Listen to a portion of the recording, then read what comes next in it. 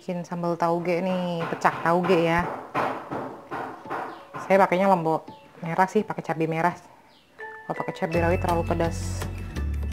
Bawang merah dikit aja, garam, gula dikit, terasi.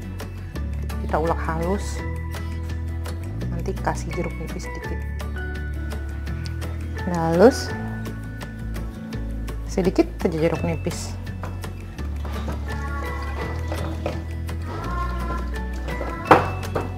Udah, aduknya jangan diulek, nanti pahit.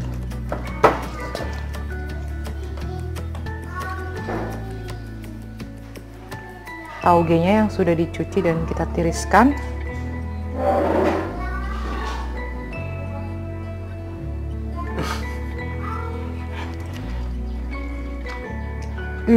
Nikmat.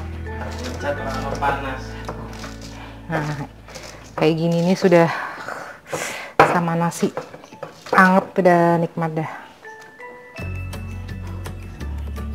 Ini kalau di keluarga saya juga kadang jadi pelengkapnya nasi rawon nih, endes sudah. Selamat mencoba.